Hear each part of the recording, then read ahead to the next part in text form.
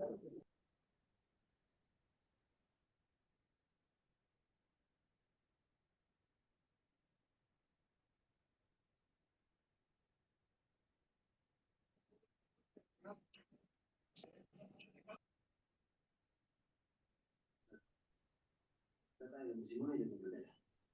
me digas que son otra vez de la mezcla. No, no, no, ahora están como hermanos.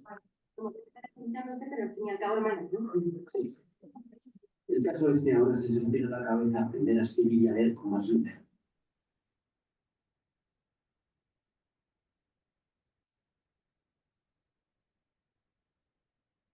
Muy buenas noches a todos. Les damos la bienvenida a este Executive Webinar que extiende el día de hoy pues la Facultad de Administración de la Universidad de los Andes, la Unidad de Programas Abiertos, Executive Education. El día de hoy tenemos el placer de estar acompañados por la profesora Ana María Mendieta, que es nuestra profesora invitada. Será pues la persona que lidera esta sesión. El día de hoy, pues, les extendemos un agradecimiento por conectarse a este espacio y invitamos a todos a abrir sus cámaras, a hacer de este espacio un espacio como si estuvieran aquí en la universidad. La intención es que ustedes puedan interactuar también con la profesora, hacer preguntas y que se disfruten parte, pues, de esta experiencia que la Unidad de Educación Ejecutiva de la universidad, pues, les quiere dar a ustedes. Les cuento un poco pues acerca del perfil de la profesora Ana María Mendieta. Pues la profesora es abogada de la Universidad de los Andes, socia fundadora del proyecto Mente, consultora en negocios y manejo de conflictos para empresas y organizaciones que incluyen procesos comunitarios, procesos de relación empresa-sindicato, proceso de capacitación, acompañamiento y desarrollo de modelos para fuerzas comerciales, procesos de resolución de conflictos dentro de las organizaciones y procesos de fortalecimiento de equipos para comités directivos y gerenciales. Bienvenida, profe, a este tu espacio. Esperamos que sea una sesión que aporte pues a los participantes interesados pues también en esta formación. Bienvenida, profe. Estás en silencio. Muchas gracias, Cindy. Bienvenidos a todos. Qué gusto además tener un número de personas bastante considerable en esta conversación. Conversación que será un gusto, porque además vinimos a hablar de conversaciones difíciles. Mal haríamos en no tener una conversación entre ustedes y yo. Así que lo que les voy a pedir es que en la medida en que vayamos avanzando en esta presentación, si llega a haber pregunta, cualquier duda, en el momento en que la tengan, por favor levanten la mano y de esa manera intentamos hacer un poco más participativo de lo que suelen ser estos estudios. Entonces, como ya Cindy les comentó, es Ana María Mendieta. Yo tengo a cargo dentro de precisamente alta dirección en gestión y liderazgo estratégico, un que sencillamente por aprenderse el nombre del módulo ya ustedes pasarían. El nombre del módulo es el conflicto como una realidad susceptible de cambio. Sin duda, ese módulo se refiere muchísimo a como líderes qué hacemos con los conflictos que nos presentan. Y en este caso en particular, quisiera concentrarnos en qué son las conversaciones difíciles y además por qué nos cuestan tanto. Así que déjenme y empiezo por la presentación que ya tengo lista para poder empezar a hablar de este tema, pues que primero a mí me resulta fascinante y que quisiera compartir con todos ustedes. Cuando uno está en un programa como estos, una de las preguntas iniciales es cómo diferenciar nuestro liderazgo. Y cuando yo me hacía esa pregunta de cómo diferenciar el liderazgo, pues llegué a la conclusión de que en este momento diferenciar el liderazgo porque sé más que otros es bastante complejo. Sobre todo la inteligencia artificial nos demuestra que cada vez más no nos vamos a diferenciar por tener mayor conocimiento que otros. Entonces, diferenciarse por ser el líder que más sabe, difícil y cada vez más. Diferenciarse por ser un líder buena gente, un líder muy, de manera muy colombiana, querido, querida, pues hay siempre más buenas gentes que uno y hay gente más cálida que uno y siempre uno encontrará personas que tienen esa capacidad de dejar una huella en otros más de la que dejo yo. Entonces, en la medida en que fui preguntándome y preguntándome cómo diferenciar nuestro liderazgo, conclusión de que hay algo que la inteligencia artificial no puede reemplazar y es la calidad de las interacciones. Y cuando hablamos de la calidad de las interacciones, empecé a entender que lo que más me interesaba era dejar de tener conversaciones donde se me catalogara como una persona nice, como una persona amable, querida, afable, por ser una persona propulsora de conversaciones memorables. Y claro, cuando uno llama memorable y tiene tremenda trifulca, pues también podría ser memorable una pelea mal dada. Sin embargo, lo que yo me fue cómo ser una líder que tuviera el impacto de propiciar conversaciones memorables, pero no una conversación y no más, sino precisamente mi equipo quisiera tener conversaciones conmigo de manera permanente. Entonces, este módulo, entre las muchas cosas que trata dentro del programa de dirección, pues deja una huella importante en lo que son las conversaciones difíciles. Y dentro de las conversaciones difíciles, la primera pregunta que nos tenemos que hacer es, ¿nos gusta o no administrar conflictos? Y culturalmente tenemos una carga y evidentemente aquí estoy suponiendo que la mayoría de los que estamos reunidos somos de origen latinoamericano y probablemente en un enorme porcentaje colombianos, o por lo menos y resulta que culturalmente a nosotros se nos dificulta administrar conflictos. Se nos ha enseñado que para administrar conflictos hay que escoger entre la razón o la emoción. Y fíjense nada más esa primera disyuntiva, porque cuántas veces ustedes no han pensado que para mantener una relación mejor me callo las cosas que deberíamos estar hablando. Es decir, que por sostener el corazón es mejor que la mente no ponga sobre la mente temas complicados. Y fuimos educados para creer que esos temas complicados y difíciles, Juan Pablo, ya te doy la palabra, que esos temas complicados y difíciles, pues iban a enredar nuestra relación en lugar de fortalecerla. Cuéntame, Juan Pablo, ¿qué pregunta tienes? Discúlpeme, profesora Ana María, muy buenas tardes, ya noches.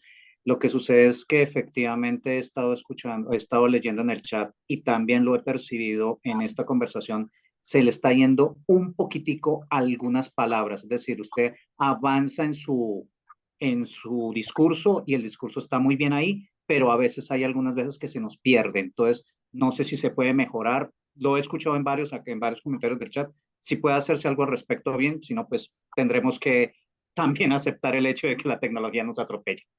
Ay, Gracias, qué pena interrumpirla. muchas gracias, Juan Pablo, y no sabe cómo agradezco que esté interrumpiendo precisamente para este comentario. Aquí pareciera que mi micrófono está con entrada perfecta, volumen de entrada perfecto, entonces la verdad no. Ya acaba de mejorar, Ana María, muchísimas gracias. Ya yo escucho mejor, no sé, los demás pueden ir confirmando. Sí, totalmente de acuerdo. Bueno, no, fantástico, fantástico, y en la medida en que esto dependa de mí, haremos nuestro mejor esfuerzo. Pero entonces retomo, si les parece, donde yo había quedado, y era precisamente en cómo hacemos para no tener que llegar a la conclusión de que para tener relaciones saludables, necesitamos callarnos los temas difíciles, necesitamos contenernos, sino que por el contrario, tener relaciones saludables consisten en dar un adecuado manejo de los conflictos. Y para dar un adecuado manejo de los conflictos, tendríamos que entender qué es lo que nuestra cultura de comunicación muchas veces se opone a que tengamos un adecuado manejo de conflictos. Colombia se clasifica como un país de alto contexto. Cuando hablamos de comunicación, culturas que se catalogan como de alto contexto y cultura de comunicación de bajo contexto. Las culturas de comunicación de alto contexto son culturas que fuimos educadas a leer entre líneas. Son culturas donde la comunicación no verbal no solo es importante, sino que las sutilezas son cruciales. Entonces nosotros somos los típicos que nos preguntamos qué habrá querido decir. No solo qué dijo y qué le oí en sus palabras, sino qué habrá querido decir.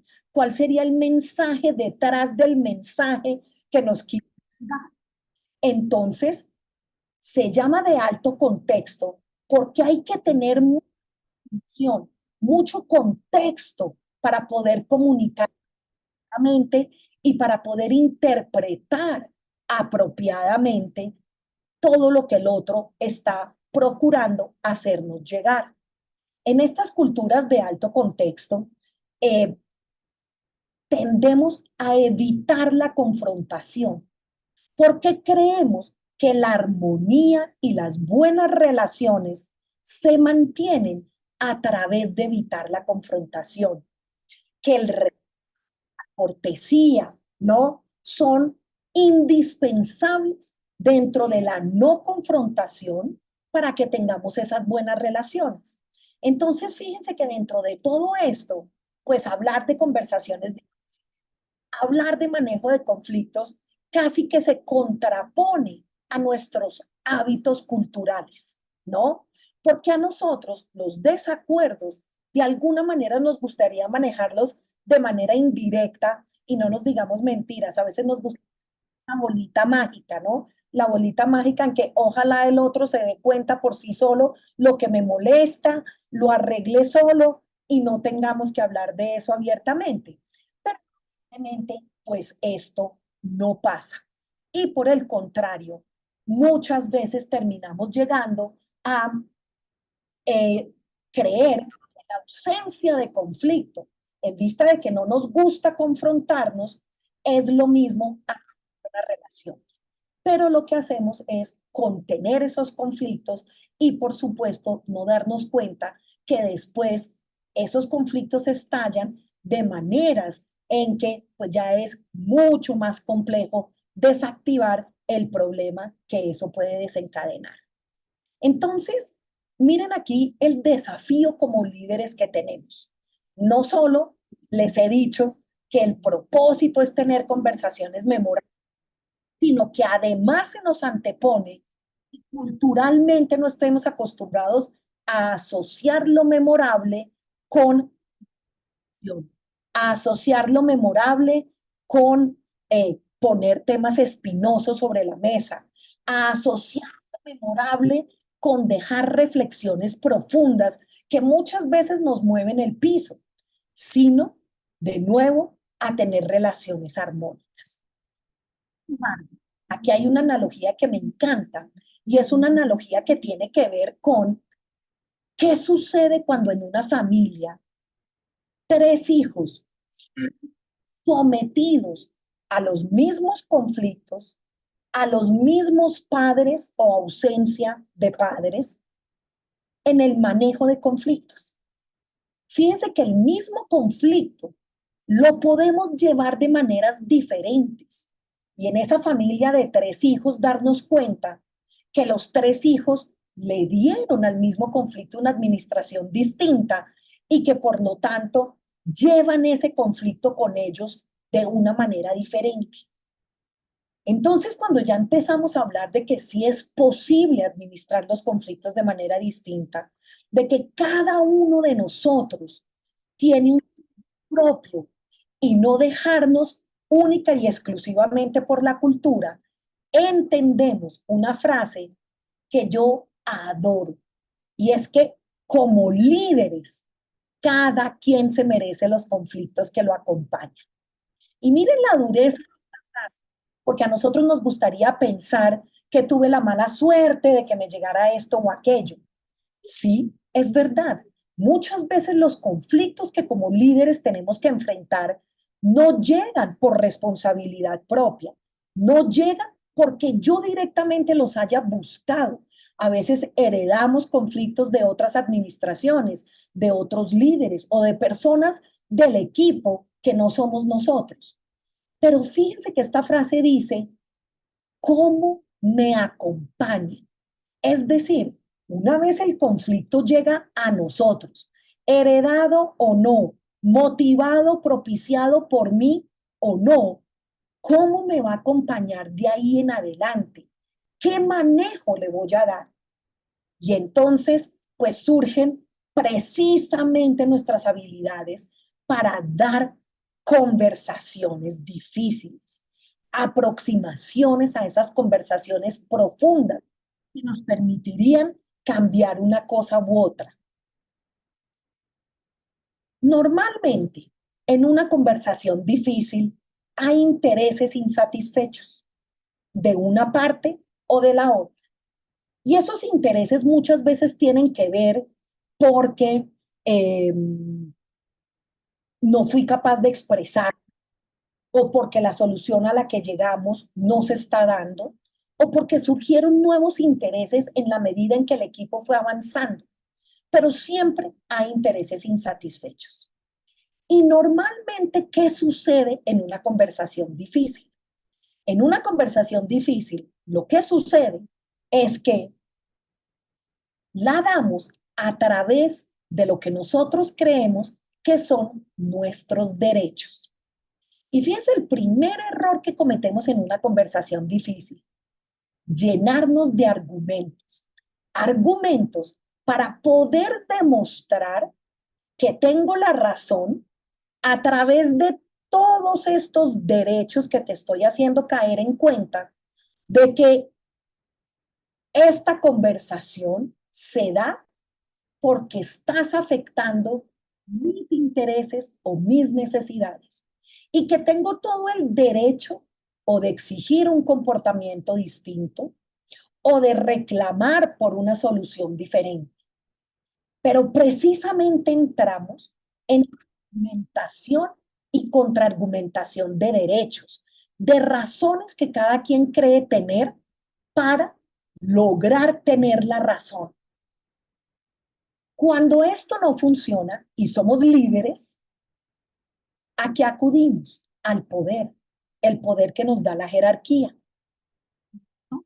Hice mi mejor esfuerzo por tener una conversación con el equipo, pero al final del día, ¿quién es la jefe? Yo. Entonces puedo o imponer la solución o propender por convencer a mi equipo de que la solución que más les gusta es la mía. Y eso los jefes sabemos hacer. Y sabemos los líderes cómo manipular al equipo para que termine aceptando. Entonces, toda esta aproximación, ¿de qué nos aleja? ¿Qué es lo más paradójico de todo? De hablar sobre el problema mismo. Fíjense que cuando yo me lleno de argumentos para explicar por qué la solución debería darse como yo quiero, no estoy hablando del problema. Estoy hablando de las soluciones que me gustaría, pero no del problema. Y cuando ya acudo al poder, impongo mi solución, pero nuevamente no. Entonces las conversaciones difíciles surgen cuando, en lugar de alejarme de los intereses cada vez más, me meto en ellos. Y si estamos en una conversación difícil, meterse en los intereses debe tener, como bien lo dice su palabra, algún grado de dificultad. Es decir, o porque emocionalmente es complejo, o porque mi ego se ve en apuros para llevar esta conversación. Entonces, fíjense que lo primero con lo que tenemos que combatir en una conversación difícil es con nuestro el ego de estar oyendo algo que no queremos oír, el ego de que me estén rebatiendo mis argumentos, el ego de que el otro no me esté entendiendo. ¿Y qué pasa cuando nuestro ego hace acto de presencia en nuestras conversaciones difíciles? Lo primero que el ego hace es vuelve al otro algo distante. Entonces, fíjese que el ego ya no ve al otro como alguien parecido a mí, sino que ve al otro como esa persona que siempre se diferencia de mí. Se diferencian los gustos, se diferencian las aproximaciones, se diferencia en que no acepta que yo sea su líder, se diferencia en todo aquello que me permite poner distancia entre los dos. Así que el ego va a tender ¿a qué? A rescatar las diferencias para poner al otro de lado. Pero el ego no está entrenado en rescatar aquello que nos acerca. Entonces, fíjense cómo el ego ya empieza a distanciar y a valerse de las diferencias. ¿Para qué? Para no sentirse inseguro. Y recuerden que entre más grande sea el tamaño del ego de una persona, probablemente mayor será su inseguridad. Porque el ego surge cuando alguien quiere tener la razón, cuando quiere que sus puntos sean los expuestos. Entonces, cuando yo tengo una conversación a través del ego, estoy tratando de tener una conversación porque tenerla desde otro lado me genera inseguridad. Y no nos digamos mentiras, el ego quiere ser superior. Por eso es que la aproximación o de derechos o de poder me permite tener una plataforma para adelantar esta conversación. Me permite tener la plataforma que yo quisiera para sentirme superior y sentir algún grado de certeza. Pero todo esto nos aleja del verdadero propósito de las conversaciones difíciles. Porque el verdadero propósito de las conversaciones difíciles es que entender que que cuando las emociones interfieren en una conversación, que cuando un conflicto trae emociones, todo lo que hacemos, incluso las emociones, lo hacemos por satisfacer una necesidad. Y que las emociones nos informan acerca del estado de esas necesidades. Es decir, que las emociones negativas que surgen en una conversación difícil son apenas normales, porque las emociones negativas aparecen cuando una necesidad básica no está siendo satisfecha. Y déjenme acá, acudo a mi hijo adolescente y no se me ocurre por analogía al hablar de liderazgo y de las dificultades que uno tiene con un equipo a través de las conversaciones difíciles que la analogía con mi adolescente. Mi adolescente va a cumplir 17 años. Por supuesto, estoy aprovechando para hablar de él porque él no está acá. Entonces, es el momento perfecto para hacer terapia de grupo. Mi adolescente, que va a cumplir 17 años, ha cumplido todo lo que es ser adolescente. Estar inconforme, no gustarle, sembrar distancia, querer valerse por sí mismo, una cantidad de cosas exacerbadas en su adolescencia. Y entonces, evidentemente, cuando mi adolescente y yo tenemos un problema, lo primero que hace mi adolescente es levantar la voz y decir, pero mamá, ¿cómo es posible? Y yo vengo de una generación X, ¿no? Como para quienes algunos que tienen las cámaras prendidas también los estoy reconociendo generación X. Vengo de una generación X en donde levantar la voz era síntoma de irrespeto. Dar la voz y no estar de acuerdo y manifestarlo abiertamente era una confrontación irrespetuosa. Entonces, miren el dilema de mis conversaciones difíciles con mi adolescente, porque cuando él tiene estos comportamientos, el automático que a mí se me dispara es cuál, el de ofuscarme por sentir que me está irrespetando. Y lo primero que tengo que hacer para tener una buena conversación difícil es leerme a mí. Y cuando yo me leo y digo, ¿por qué estoy reaccionando con la misma rabia de él? No tiene nada que ver con el problema que está. Tiene que ver con que yo asocio sus comportamientos con irrespeto. Y después me acuerdo que tenemos generaciones diferentes y que a diferencia de lo que pasó conmigo, yo quiero validar en mi hijo que se vale tener emociones negativas, que se vale sentir frustración, que se vale sentir rabia, que se vale sentir miedo. Mi generación, por el contrario, es una generación que escondió todas esas emociones negativas. Nosotros las escondimos porque si manifestábamos descontento, rapidito nos callaban. Claro, por irrespetuosos. Entonces, fíjense que mi generación se dedicó a rumiar esos descontentos en la habitación o con otras personas o resolviéndolos solos. Y ese sí que es un modo que a mí me anima para tener unas conversaciones diferentes, porque mi generación asocia el pedir ayuda con que algo le quedó grande al otro. Entonces nuestra reacción es, ¿qué le quedó grande? ¿Por qué? Que nuestras emociones negativas las tuvimos que digerir solos y resolverlas solos. Por eso es que mi generación y el liderazgo que yo quisiera propiciar y que propiciamos en este programa tiene que ver con rescatar mejores habilidades de trabajo en equipo.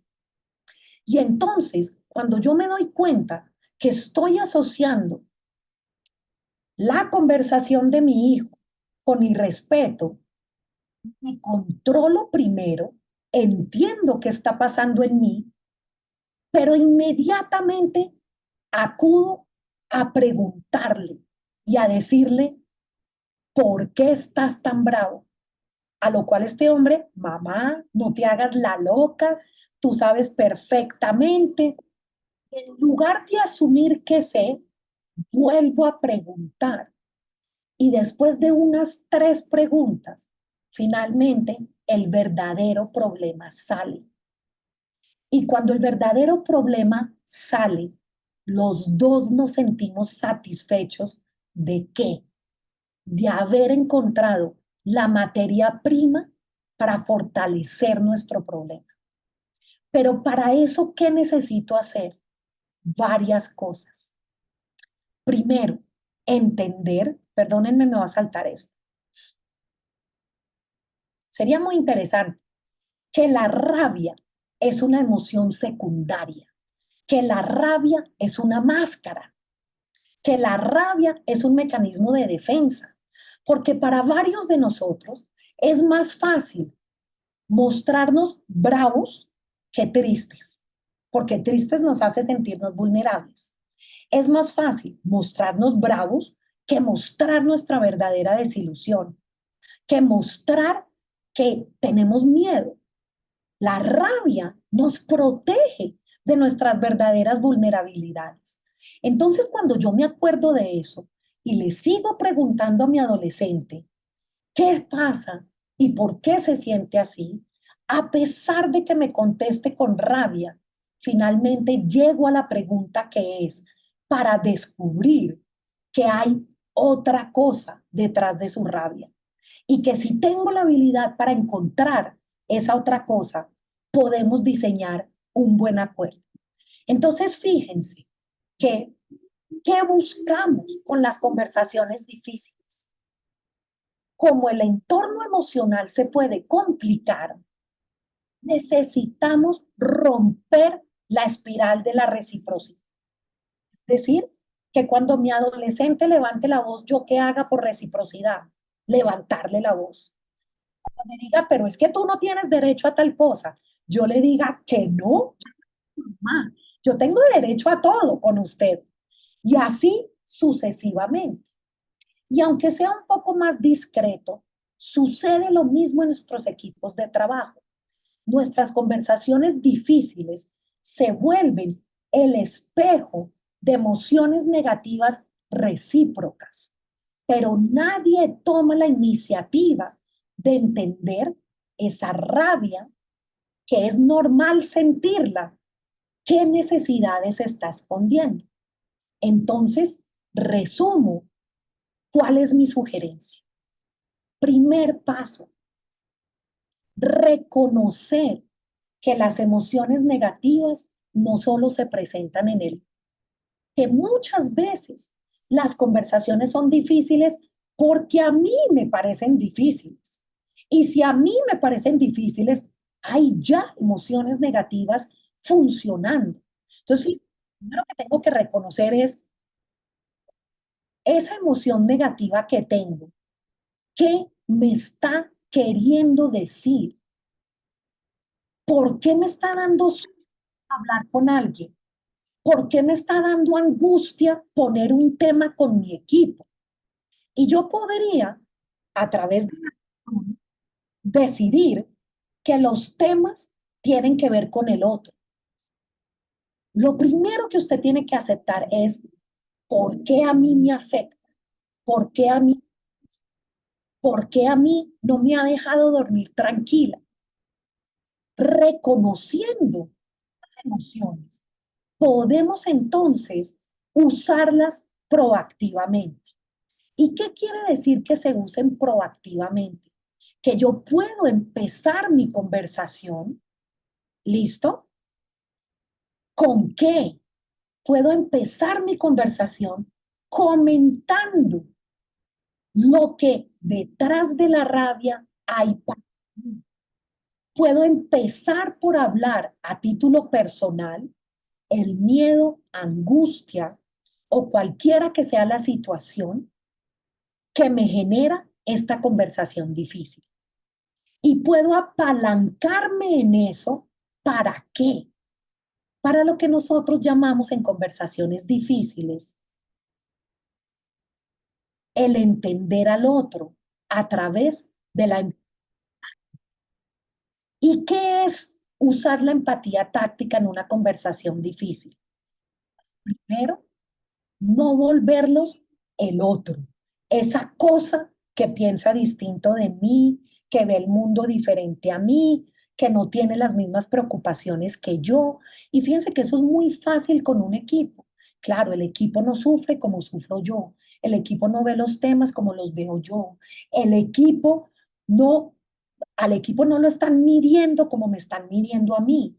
Hay mil motivos para creer que el otro es distinto a mí. Lo primero que yo pienso es, wow, el otro es como soy yo. Entonces, lo que tengo que entender es cuál es el dolor que está sintiendo el otro. Y cuando yo le permito a mi adolescente, a través de un par de preguntas, que me suelte su dolor, que me suelte su desahogo, la conversación es diferente. Y cuando suelta su desahogo, las emociones se empiezan a manejar desde otro lado. Entonces, lo que resulta súper interesante es que con solo mostrar presencia y curiosidad, ni siquiera tengo que estar de acuerdo con que el otro empiece a contarme qué está pasando detrás. Pero para eso, nuevamente, tengo que mostrar empatía y compasión. ¿Y qué quiere decir compasión por el otro para no sujetarlo a un sentido religioso? Compasión por el otro es entender lo que el otro necesita. Y fíjense que aquí hay muchos hábitos que nosotros no tenemos en nuestras conversaciones difíciles. Por ejemplo, al parafrasear, queremos que parafrasear es una fórmula única, ¿no? La fórmula que todo el mundo dice. Si te entendí bien, entonces lo que tú estás queriendo decir es esto, esto, esto y aquello. Es una fórmula, sin duda, y a veces es útil, pero es súper incómodo. Personas exageramos el uso de esa fórmula. Sin embargo, ¿qué hay detrás de parafrasear? Y lo podríamos hacer de mil maneras diferentes. Lo importante de parafrasear es que el otro sienta que yo sí lo estoy escuchando, que sí estoy entendiendo lo que me está diciendo. Entonces, cuando yo, por ejemplo, interrumpo sutilmente, resumir lo que me ha dicho, así no use la fórmula de si te entiendo lo que me estás queriendo decir. Cuando yo resumo los hechos que el otro me está diciendo, el otro ya empieza a sentirse escuchado. Cuando yo empiezo a decir, o sea que lo que me quieres decir es que tus intereses son estos, que tus prioridades son estas y estas, todas esas interrupciones sutiles para mostrar que estamos escuchando, eso es empatía táctica. Y cuando el otro se siente escuchado, ¿qué empieza a hacer por el simple hecho de ser seres humanos recíprocos? Sentir que tiene la obligación de también escuchar. Y seguramente varios de ustedes, cuando los han escuchado, cuando nos han aguantado nuestra rabia, cuando alguien ha tenido la paciencia suficiente para sentir nuestra detrás de esas conversaciones difíciles, uno al final de esa conversación dice, háblame de ti, cuéntame tú qué piensas, cuéntame tú qué opinas, cuéntame cómo ves esto. Es apenas natural reactivar la reciprocidad cuando hemos tenido ese acto generoso con el otro. Entonces, déjenme terminar este súper resumen. ¿En qué? En que Stephen Covey, del que hemos oído hablar muchísimo, dice, si tuviera que resumir en una frase el principio más importante que he aprendido en el campo de las relaciones interpersonales, sería este. Busca comprender para luego ser comprendido. Y quisiera terminar con eso, el gran valor que tienen las conversaciones difíciles. ¿Cómo superar? Fíjense, desde comportamientos culturales hasta la manera en que vemos los conflictos para darle a las difíciles una oportunidad de entender al otro y fortalecer la relación. Entonces, con esta introducción y habiéndome 5 minutos, ¿no, Cindy? Está súper, profe. A las 5. Bueno, ya tener conversaciones difíciles a veces significa extenderse 5 minutos. Así Entonces, es. cuenten qué comentarios, qué preguntas tienen con respecto a conversaciones difíciles. Juan Pablo, adelante. Gracias, muy buenas noches. Quería plantear dos escenarios. No puedo ser explícito en nombres, pero sí en los hechos que son reales, ¿sí? Porque pues el primer escenario es que me llamó mucho la atención esa clasificación en donde usted puso deseos, puso manifiesto los derechos y por último el poder. Aquí se trata es de eso, de un poder en el que se está llevando a cabo una situación incómoda, una situación en donde hay vulneración de derechos, hay vulneración de la persona implicada y pues la persona intenta hacer lo que es posible. Pero esta situación la lleva a esta persona a una crisis de pánico, de ansiedad, que tuvo que ser tratada psiquiátricamente. No estoy hablando por mí mismo, estoy hablando por una tercera persona. Y la situación ha sido repetida en la organización varias veces. Pero ¿qué sucede? Sucede que aparentemente está apoyada por el poder. Es decir, la persona está en un liderazgo probablemente mal encarrilado, mal ejecutado. Y probablemente ya porque sabe que puede ejercer ese poder, puede hacer ese tipo de cosas, presciende o obliga a las demás personas. En ese sentido, ¿usted qué podría recomendar o qué podría sugerir para tratar semejante conversación difícil? Porque la situación llegó al punto de confrontación en una instancia judicial, pero eso no dio ningún resultado. Lo que manifestó después de eso fue mucha más presión. Entonces, ¿qué podría sugerirse ahí? Yo sé, o sea, por favor no se interprete como una receta mágica, que con esto se va a resolver todo, no. No, entendemos que esto es más complejo de lo que parece. Por supuesto, Juan Pablo. Voy a intentar, voy a intentar enmarcar un poquitico cuál es la diferencia entre conversaciones difíciles y cualquier decisión distinta de esa que uno tome. Lo primero que uno tiene que preguntarse con la situación que haya vivido esa persona es lo mismo, y no sé si ustedes tienen experiencia con los comités de convivencia laboral. Los comités de convivencia laboral se enfrentan a estos dilemas permanentemente, porque los comités de convivencia laboral tienen el poder de intermediar conversaciones difíciles, pero no tienen el poder de ser una instancia judicial. ¿Qué quiere decir esto? Que en el caso que tú me relatas, Juan Pablo, si esa persona definitivamente cree que por la vulneración de sus derechos, por una cantidad de cosas, no puede llegar a un acuerdo consensuado, sino que quiere una sanción para el otro, el camino no es una conversación difícil. Las conversaciones difíciles no buscan sancionar al otro, no buscan que el otro entienda por qué yo tengo un derecho vulnerable. Estas instancias se las dejamos a otro tipo de comunicaciones, ¿sí? Donde tú ya puedes tomar el derecho dentro de una organización, una denuncia interna, de una denuncia externa, ¿listo?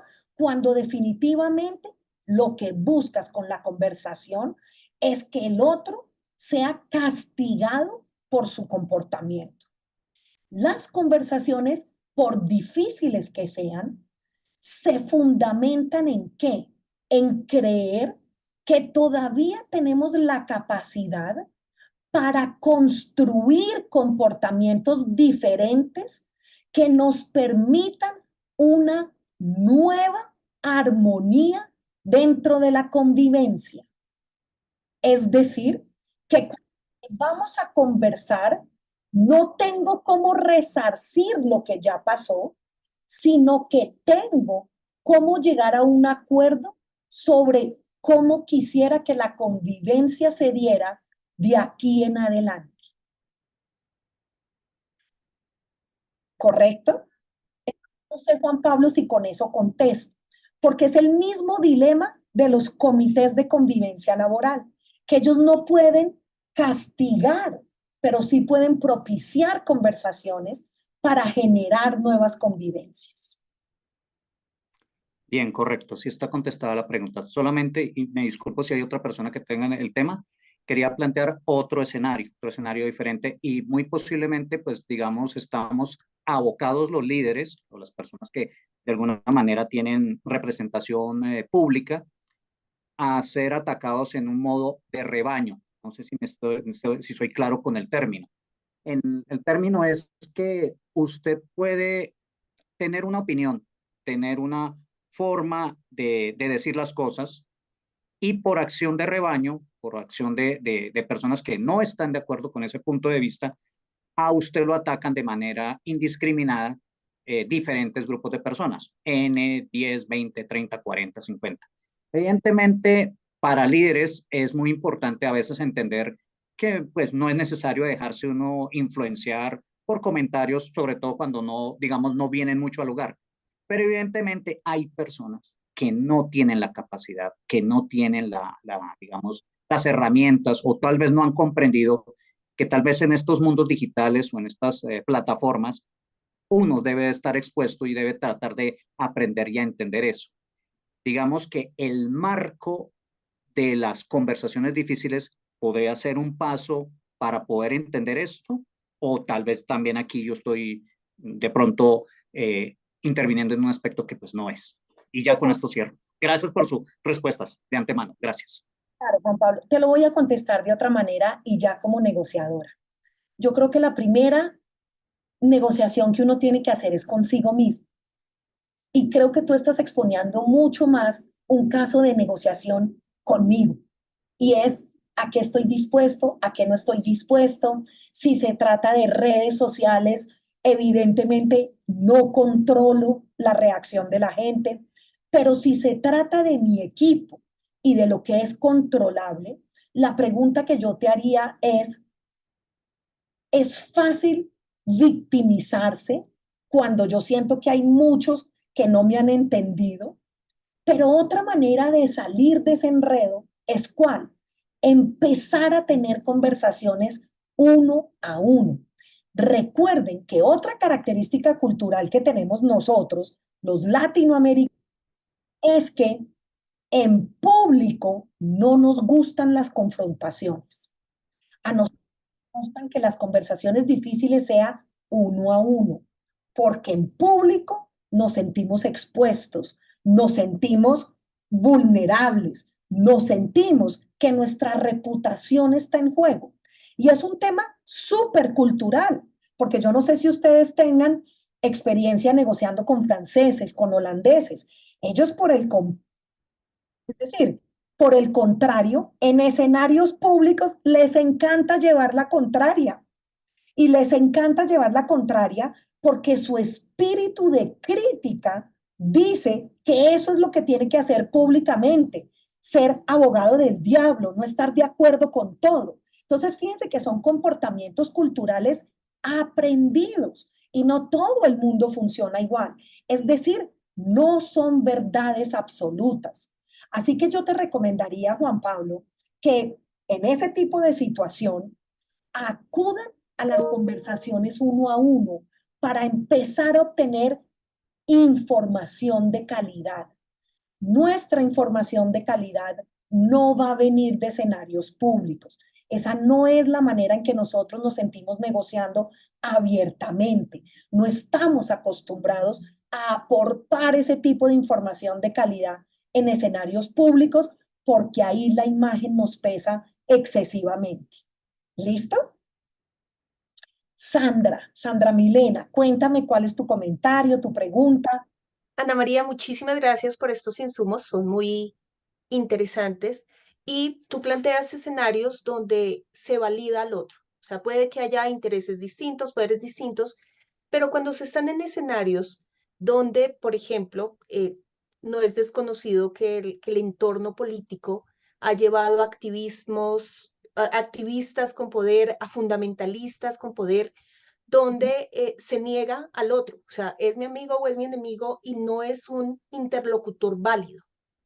¿Cómo Correcto. lograr una conversación difícil cuando simplemente no eres considerado contraparte porque no eres un activista que está en todos estos temas de poder y además necesitas mantener ese socio estratégico, pero simplemente por no pensar igual y por buscar como una alternativa distinta, no es válido y te elimina?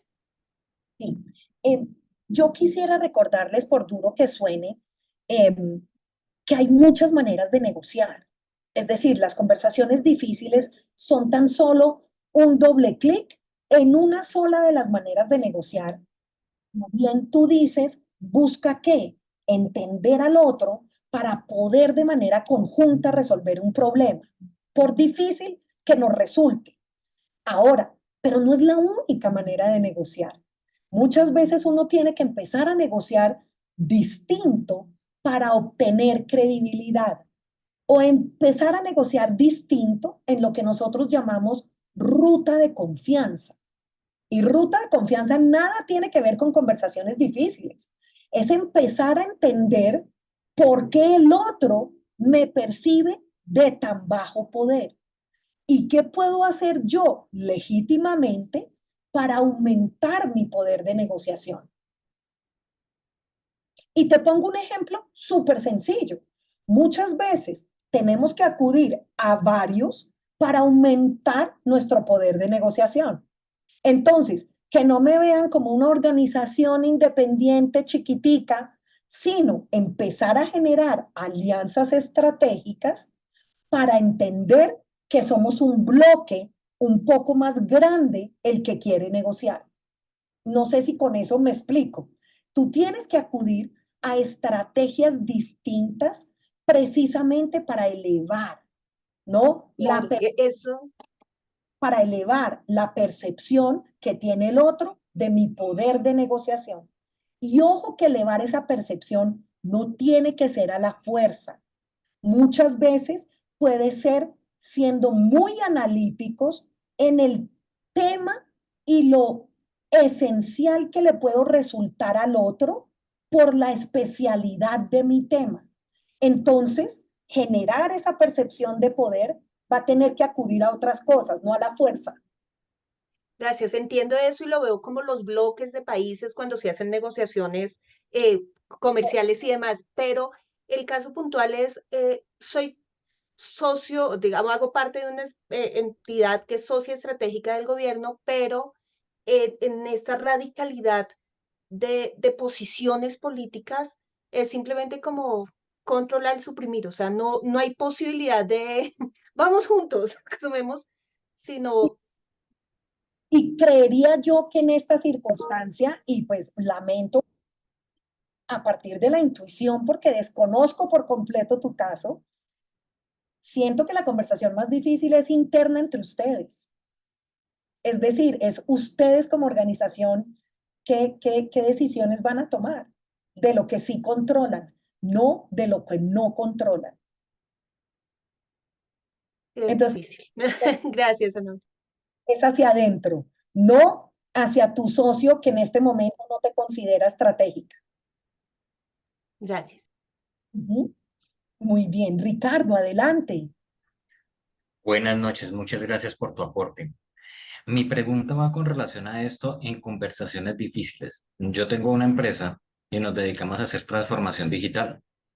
Y uno encuentra con niveles, diferentes tipos de rol de poder y mi rol es tratar con la alta gerencia para tomar las decisiones y descargar todo de arriba hacia abajo. ¿Qué ha ocurrido? Conversaciones difíciles con los directivos del nivel alto hacia abajo. Ujú. Precisamente las personas comienzan a hablar cosas incorrectas y uno comienza a darse cuenta de que comienzan a hacer esos comentarios de pasillo y uno siendo asesor o teniendo un contrato. Y mi costumbre es muy europea. Dígame quién dijo el chisme porque yo no quiero el chisme y dígame de dónde salió. Y siento a la persona y le digo, ¿cuál es tu problema conmigo? Explícame por qué piensas eso. Tú no me conoces, pero dime de dónde salió. O sea, desarma uno a la persona, pero la persona en nuestro entorno se siente ya amenazada. Entonces, ¿cómo se maneja o cuál sería una muy buena estrategia para manejar, digamos, esas papas calientes? Yo las llamo así.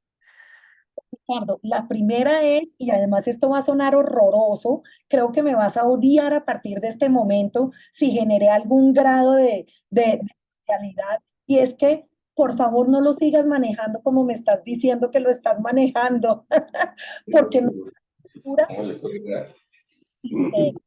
nuestra cultura no resiste una confrontación abierta donde quede la persona tan expuesta. Entonces esos temas necesariamente toca manejarlos de forma indirecta. ¿Qué quiere decir de forma indirecta?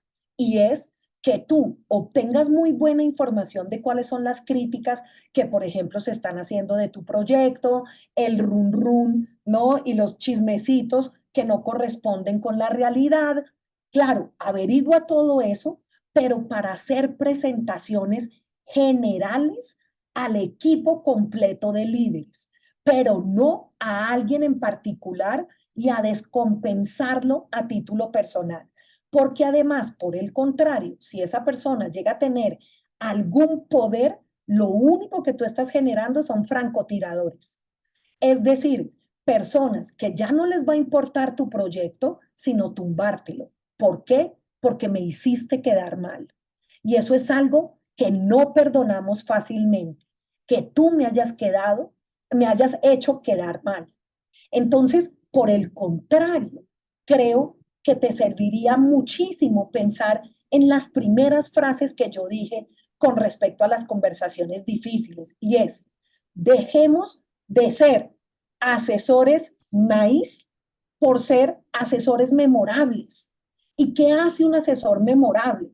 No se dirige a alguien en particular, pero al equipo de líderes completo, y más si se trata de altos directivos, hacerles preguntas desafiantes y retadoras.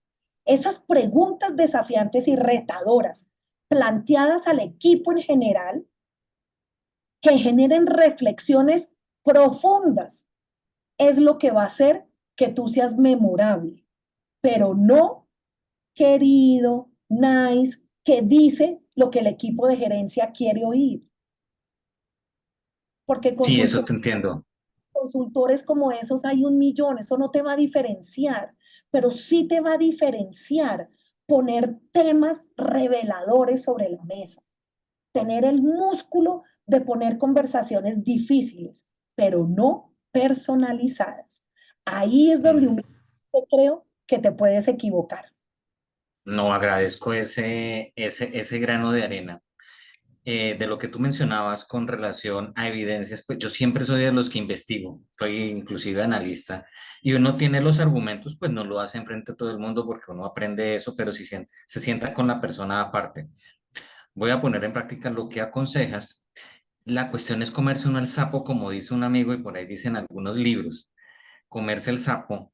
El asunto es que cuando las cosas pasan de castaño oscuro, como que el ego y la personalidad a veces aflorecen con eso. Pero por eso estuvimos hablando del ego al principio. Acuérdate que es normal que todos tengamos ego. Todos en este espacio, si todavía somos 103 personas reunidas en este momento, todos tenemos ego. Eso es normal. Lo que no queremos es ser víctimas de nuestro ego. Que el ego sea tu protagonista, que el ego hable por ti. No, es normal que por nuestro ego ciertas cosas duelan, pero no le permitas al ego ser el protagonista de tu interacción. Óyelo porque te está diciendo que te duele y que ahí hay una necesidad probablemente que vas a aceptar, ¿vale? Pero acuérdate que el ego va a buscar toda la información que le dé la razón y ahí está sesgado. Difícilmente nosotros buscamos información que no nos dé la razón y resulta que ahí es donde podríamos tener mejores conversaciones difíciles. Cuando no estamos oyendo solo lo que queremos oír. Bueno, pero el ego quiere oír solo lo que le sirve. Por eso nos toca tener. Excelente, muchísimas gracias. Muy bien. Bueno, y ya por términos de tiempo, vamos a oír a Stephanie y vamos a dejar ahí las preguntas para que Cindy también pueda hablar sobre nuestro programa. Stephanie. Hola, buenas noches. Bueno, tengo una inquietud y va relacionada con el tema de, pues que también hago parte del comité de convivencia de la empresa. Y es que, digamos, muchas veces en este tema hay personas que son conflictivas, pero digamos que son muy astutas y manejan como mueven es al equipo para que pues generar un mal ambiente, pero a la final digamos, no terminan actuando. Es decir, digamos, no están de acuerdo con algo, entonces empiezan, yo le llamo ensalzar a los compañeros para que las cosas no se den, para ir en contra de otro compañero con el que no están de acuerdo, pero a la final esa persona no es la que nunca, pues, no toma partida en el asunto. Entonces, pues, bajo contexto, bajo ambiente, pues uno sabe que esa persona es como la que mueve los hilos, pero obviamente en comité convivencial nunca esa persona tomar una acción y obviamente los compañeros no delatan ni nada. Es difícil contar una conversación difícil em, con estas personas y poder, digamos, direccionar mejor las cosas. Pues siempre lo que se hace es, digamos, hablar grupalmente y recomendarles pues el tema del respeto, como hacer como llamado a la conciencia, por así decirlo, pero tarde o temprano esta persona pues siempre se sale con la suya. Entonces es complicado. Stephanie, sí, no sirven las recomendaciones a todo el mundo, porque cuando conversación, es decir, cuando tú le estás hablando a Bolívar para que oiga Santander, Santander no presta atención. Es decir, si tú estás haciendo una presentación general, no vamos, para todos los que estamos aquí reunidos, pero con el propósito de que Ana María sea la que entienda que tiene que comportarse diferente, que tiene es muy fácil mimetizarse dentro del grupo y a través del ego suponer que no estás hablando de mí. De ahí que hay una negociación muy importante que es la conversación que tenga el comité de convivencia laboral con jefes, el jefe de esa persona. Todos, a menos que me estés hablando del presidente o la presidenta de la organización donde trabajas, todos tenemos jefes. Y la única manera de poder adelantar eso es jefatura y que esa jefatura tenga una conversación con esa persona, no a través del comité de convivencia laboral, pero por lo menos para propiciar comportamientos distintos. Pero Pero necesitas un comité de convivencia proactivo, un comité de convivencia que se quiera dar, ¿no? Y que se sienta lo suficientemente fuerte para acudir a ese tipo de medidas. Ahora, ustedes ni siquiera tendrían que hacerlo, ¿listo? Porque si no hay una denuncia, si no hay nada que active el comité de convivencia laboral, pues ustedes ni siquiera tendrían que participar, pero que lo hagan proactivamente habla muy bien de un comité de convivencia laboral. Pero esa es una negociación interna que tendrías que dar primero con tus compañeros del comité para ver que le miden al siguiente paso. Pero qué pena, hago una pregunta adicional. Digamos, ¿qué pasa si, digamos, a la final, porque ya se han hecho, digamos, como ese tipo de confrontaciones en donde se le dice a la persona como, bueno, oye, hay que mejorar ese comportamiento y demás, y la persona siempre se niega? Y como a la final no hay una acción real de esta persona, como nada comprobable, entonces nunca se puede hacer nada al respecto. Y no, pues pues es de la parte operativa, pero sí genera mucho ruido. Ujú. Yo te voy a hablar en términos de lo que nosotros llamamos ampliar la definición de éxito. ¿Qué quiere decir eso? Que si ustedes como organización amplían su definición de qué debería ser un funcionario ejemplar, eh, tendríamos entonces cómo generar movimientos en el tema de comportamiento. Pero si la organización lo que está premiando es que sea un funcionario en operaciones destacado por las habilidades técnicas que tiene, no tienes mucho en dónde conversar. Es decir, tu conversación necesitaría primero empezar en otro, y es en preguntarle a la organización qué tan interesados estamos en que acá la gente se le mida por las competencias también sociales, no solo técnicas. O sea que aquí entraríamos a todo un debate, Stephanie, de cómo negociar internamente ese tipo de exigencias para los funcionarios. Si no, están un poco solos. Y por eso es que negociar es tan importante, porque tienes que con la gente que está haciendo las mediciones. Pero si ni su jefe hace esas mediciones, tú no las vas a poder hacer por ellos como comité de convivencia. Listo, muchísimas gracias por todos Mucho, tus enseñanzas. no, con mucho gusto, me encantaría poderte dar más, pero lo que sí te digo es que tienes muchas conversaciones difíciles en fila. Tienes una fila de conversaciones, un listado de conversaciones difíciles que ojalá como comité de convivencia laboral proactivo se animen a darlas. Listo, muchísimas gracias. Con gusto. Súper, profe Ana María, pues bueno, te queremos extender un agradecimiento por hacer parte de esta formación que pues a los participantes que asistieron es para contarles pues un poco de la experiencia que van a vivir aquí en la universidad si se dan la oportunidad de hacer este programa ejecutivo de alta dirección, gestión y liderazgo estratégico y de verdad, profe, pues muchas gracias por esta excelente formación. No sé si de pronto mientras yo voy conversando con los participantes, de pronto revisas ahí en el chat, si tienes alguna pregunta de pronto por responder, por este medio de pronto lo podrías hacer.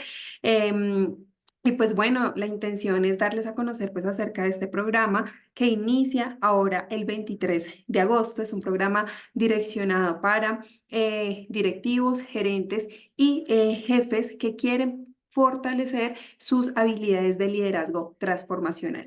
Este es un programa centrado en desarrollar habilidades directivas 100% en el ser, es decir, que nosotros no podemos gestionar, liderar, transformar e impactar organizaciones mientras pues no hagamos un trabajo individual y personal que redunde en transformar posiblemente esas dimensiones humanas más fundamentales que quisiéramos posiblemente transformar para impactar a otros.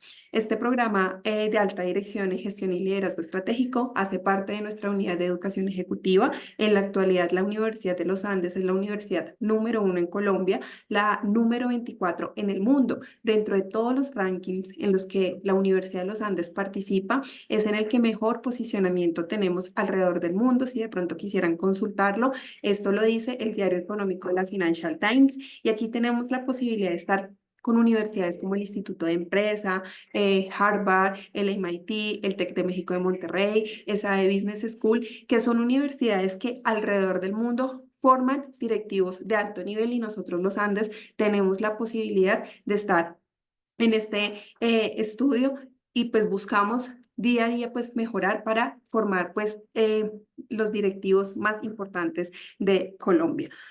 Como les decía hace un momento, este programa busca básicamente eh, generar valor desde el ser. Es la finalidad principal de este programa.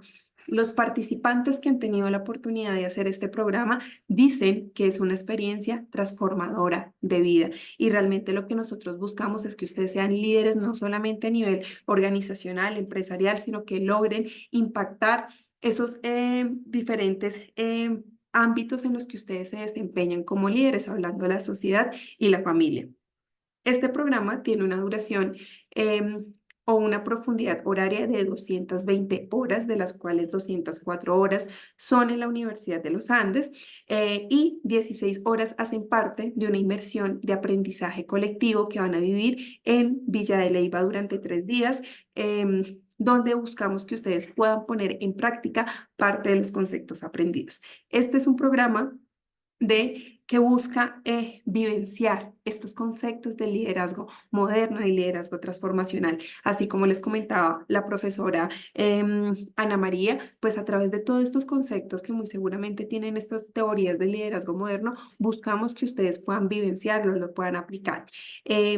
Este programa tiene una estructura de 6 módulos donde la invitación es hacer como un viaje de transformación. Es por esto que en el módulo 1 hablamos del liderazgo de sí mismo, el cambio de modelos de pensamientos, 32 horas de formación y aquí vamos a hablar temas relacionados de autoconocimiento, temas de autoliderazgo y gestión de emociones. El módulo 2, construir relaciones efectivas, 36 horas, y vamos a enfocarnos en 2 conceptos importantes relacionados con comunicación positiva y todo lo relacionado con la empatía, que fue uno de los temas que tocó el día de hoy la profesora Ana María.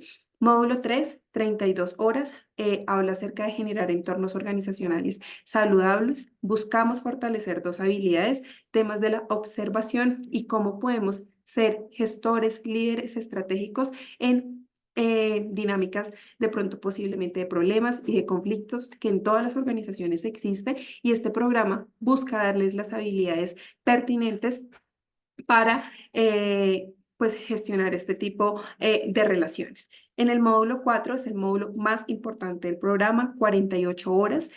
Aquí básicamente nosotros buscamos fortalecer todas estas habilidades que necesita un directivo de alto nivel para ser un líder gestor estratégico, y básicamente lo que buscamos es darles un equipo, una caja de herramientas directivas para que ustedes finalmente puedan consolidar ese liderazgo transformacional. El módulo 5 es un módulo de 36 horas. Aquí básicamente hablamos de consolidar la transformación organizacional bajo 3 conceptos relacionados con temas de inteligencia colectiva, gestión del cambio y temas de cultura 360. Y ya por último, el módulo 6, que es un módulo de 20 horas. Aquí estamos hablando de que ustedes van a poner en práctica parte de todos estos conceptos aprendidos pues a través de diferentes metodologías que el programa busca darle a cada uno de los participantes. Este es un programa 100% presencial, es experiencial, vivencial, y buscamos que ustedes puedan interiorizar estos conceptos del liderazgo moderno y transformacional de una manera diferente, de una manera práctica. Dentro de las metodologías que tiene el programa, muy seguramente se van a encontrar con un modelo de clase tradicional magistral que ya de pronto lo hemos tenido de pronto en formatos de educación formal, y aquí básicamente lo que buscamos es que ustedes puedan aprender a través de juegos de roles, talleres individuales, conferencias, simulaciones tipo Harvard. Van a tener la posibilidad de tener un profesor internacional y un equipo de profesores que son de la máxima calidad. La mayoría de ellos son nivel doctorado, que mantienen contacto con el mundo empresarial, con el mundo real, para generar conversaciones de valor con directivos que ya tienen una trayectoria en temas de liderazgo transformacional. Dentro de las modalidades, para contarles un poco, nosotros en la actualidad tenemos 3 cortes, las cuales inician en la ciudad de Bogotá, inicia el 23 de agosto, nuestra corte presencial. En la ciudad de Medellín inicia el 16 de agosto, también de manera presencial, y en la ciudad de Bucaramanga el 6 de septiembre. Esta corte sí es de manera semipresencial en alianza con la Cámara de Comercio. El perfil del participante de este programa son 6 años de experiencia en cargos de liderazgo, dirección y gerencia. La Universidad de los Andes garantiza el nivel de networking, que también es uno de los valores agregados que tienen estos programas. Mínimo tener 28 años de edad. Se certifican mínimo con el 80% de las asistencias al programa, y quien tiene la posibilidad de tomar toda la formación adquiere su título con altos estudios de la Universidad de los Andes. Quien no logra completar el mínimo de asistencias tiene la posibilidad de hacer la reposición de sus clases en la siguiente corte sin ningún costo adicional.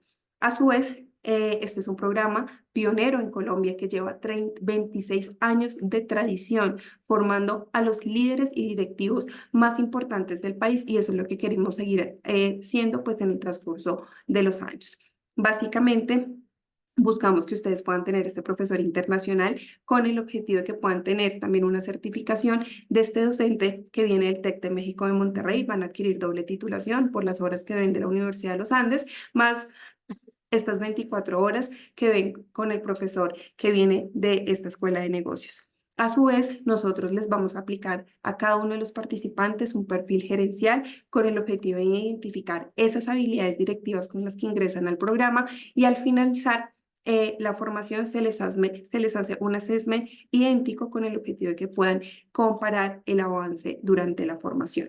Y algo muy importante es que este tipo de programas los acredita a ustedes como egresados de la Universidad de los Andes, al igual que quien hace un pregrado o un posgrado, que pues esto es bastante interesante porque quien tiene un sello de educación ejecutiva en su hoja de vida de la Universidad de los Andes, pues esto le permite claramente evidenciar que está ya en un camino de cargos de dirección y de gerencia. Básicamente, pues este programa en la actualidad tiene un costo de 27.200.000 para la ciudad de Bogotá. Aplican algunos descuentos dependiendo si son egresados, si se encuentran de pronto en otra región. También aplican descuentos por pronto pago. Nuestro pronto pago vence el 15 de julio para las personas que tienen la posibilidad de pagar el programa de contado o de pronto tienen patrocinio por parte de la compañía donde están trabajando, o en su defecto tenemos también un plan de financiamiento que no tiene ningún tipo de interés, donde buscamos poderlos acompañar pues en este proceso, que puedan pagar el programa pues de acuerdo también al flujo de caja de cada uno de los participantes.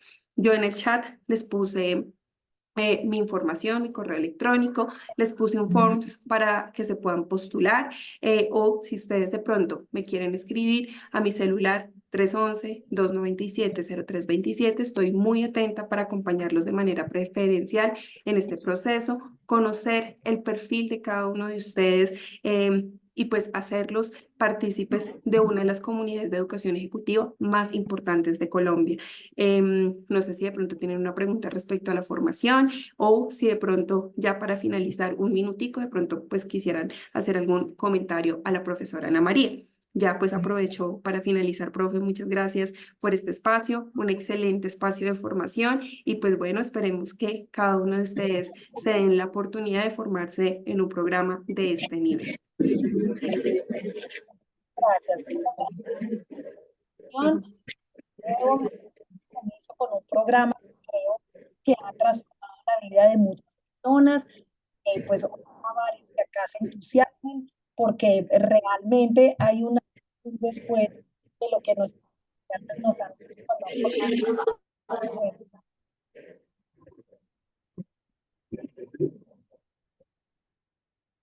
Estás en silencio. Nada, estaba diciéndote que hay un audio por ahí encendido que nos está como interfiriendo en la comunicación, pero no lo identifico para silenciarlo. A todos un saludo grande, que pasen muy bien, que buen resto de noche y bueno, muchísima suerte en sus conversaciones difíciles. Ojalá se animen a estar con nosotros en este programa. Gracias.